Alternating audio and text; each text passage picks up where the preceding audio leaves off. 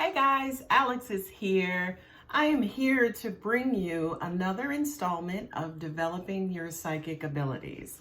I think this is actually going to be my last video. I have not gotten any suggestions on, future topics you guys would like to discuss other than what I have already posted. So I think this is going to be my last video. I absolutely loved making these videos for you guys, and I hope they were helpful. Anyway, for this video, the final one, we're going to talk about reading objects, right?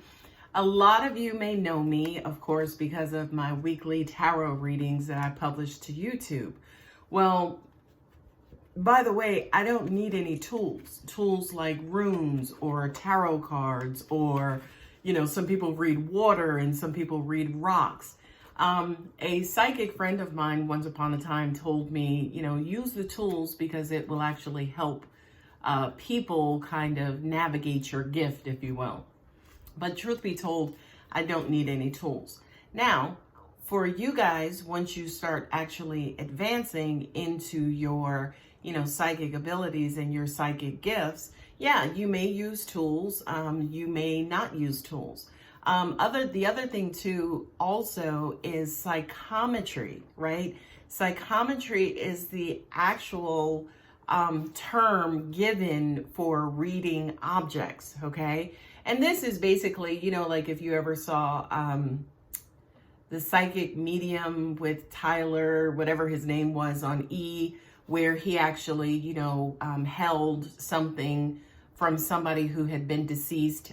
Teresa Caputo, I don't think she uses psychometry, but basically some psychic mediums actually will hold an object of the person who is at the center of the reading. They'll hold that object and kind of basically read the energy coming from that object. In certain cases, they're really not reading the object or the energy. The object is just a tool that's helping them, say, for instance, to zero in on that particular energy and that channel, okay? So for you guys, if you actually do advance to reading objects, that is something I think that's very, very, very important to mention, right? The object is just, let me see if I can find like a crystal, right? The object itself, okay, is basically like a focal point for you to channel and receive messages, and then say, for instance, them come through the object itself, right? So think of it as like reading a book, right?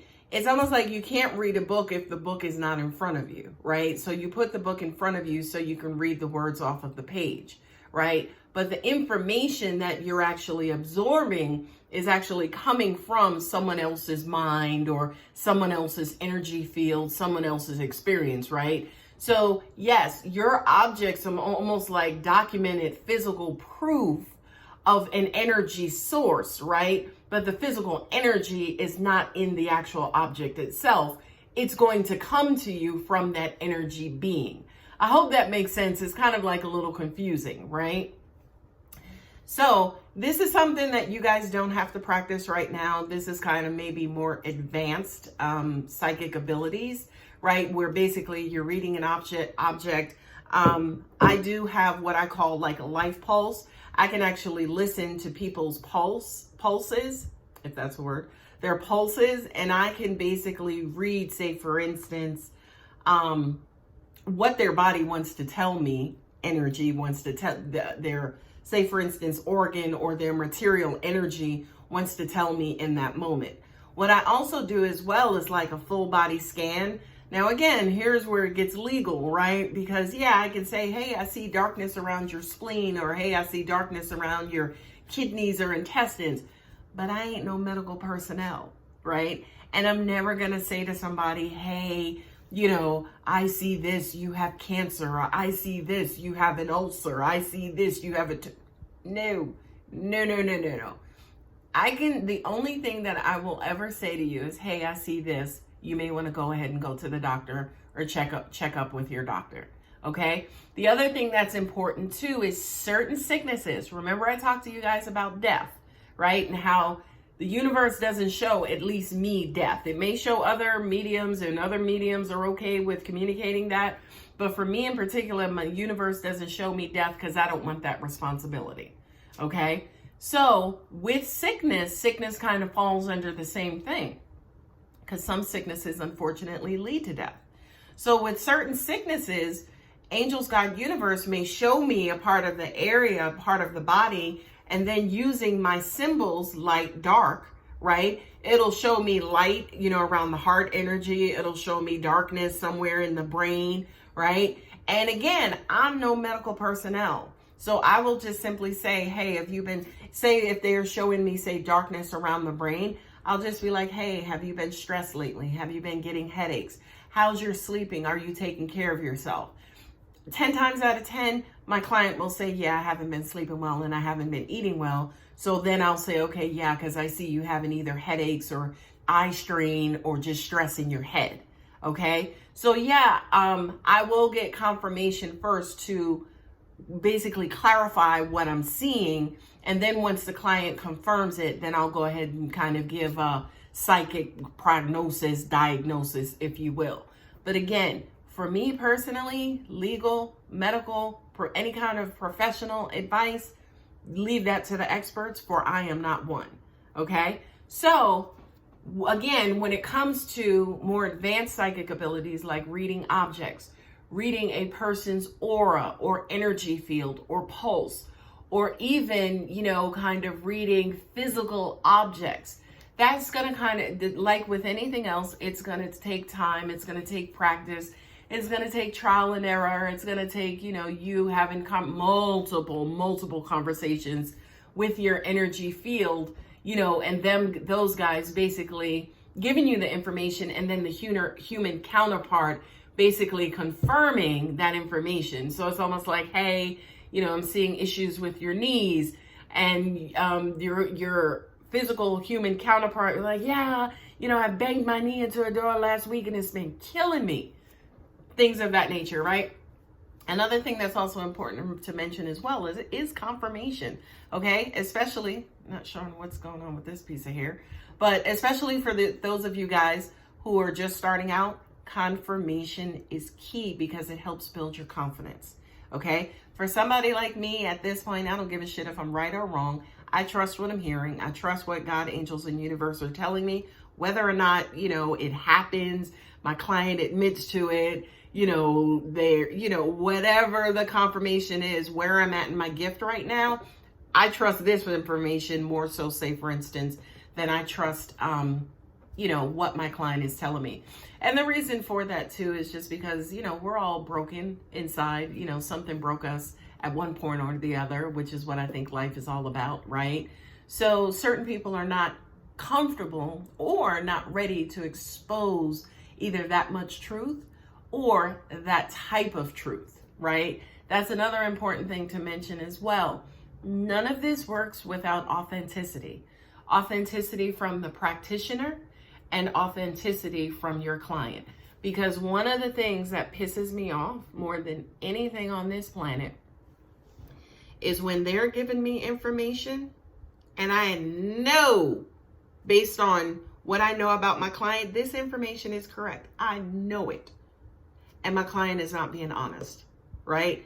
I will get off the phone. I will issue a refund. I will not read for a person who is not honest with themselves.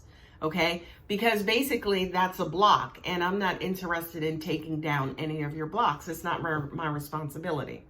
Okay? So I hope that helps when it comes to more advanced, psychic abilities. Now taking all of your gifts and using the outside world to start to channel and kind of read the energy of the outside world, right? You have chakra, right? You have all of the chakras that you could read as well. Basically, the better you get at reading and channeling, honey, there is nothing in this universe that you can't read, okay? So you could read the chakras, you could read somebody's aura and their energy field. I had a lady at work one time say to me a long time ago, probably 20 years ago, actually. She said to me, whenever you walk in the room, it's almost like you're this queen and like you have this entourage. And back then I was like, really? But then later on it was, confirmed that, yeah, I actually do have an entourage of angels that walk with me, and they my aura expands very far. So before I even get into a room, my energy has already been in that room. Angels have already cleared it. I'm already paying attention to if this is a good environment, how long I need to be in this environment, and where within the, the location I need to be. So yes, once you start, kind of channeling and getting used to, receiving information and deciphering information and determining what your symbols are and what that communication is between you and your energy team, honey, you can read anything, anybody, anywhere. There is one hard rule that I live by, right? And a lot of psychics live by. And that is, don't just walk up to somebody and start reading them, okay? That's for TV. Teresa Caputo, she doesn't do that personally. I'm so sure she doesn't do that personally because it's an invasion of privacy, okay? So I'm very big on privacy. I always ask for permission, right? Especially if you're coming to me needing my services, then yeah, you're kind of giving me permission, right? But if I'm starting to enter into more sacred spaces, core level, soul level, past life level, I will ask for your permission, okay? So guys, not too long of a video today. I'm looking at the time. It's not that long, but hopefully it was still filled with lots of information that you guys can use on your psychic journey. Anyway, it's been a pleasure. My email is below. You guys can email me anytime. You can comment anytime. I will answer any questions that you guys post. Again, do not write me a book. I'm not reading a book. This is YouTube, okay? Anyway, guys, I hope that helps, and I hope to see you in future videos related to other topics, because it is not just Alex's Tarot, but it's Alex's Tarot and Tings, baby. All right, guys, love you. Take care.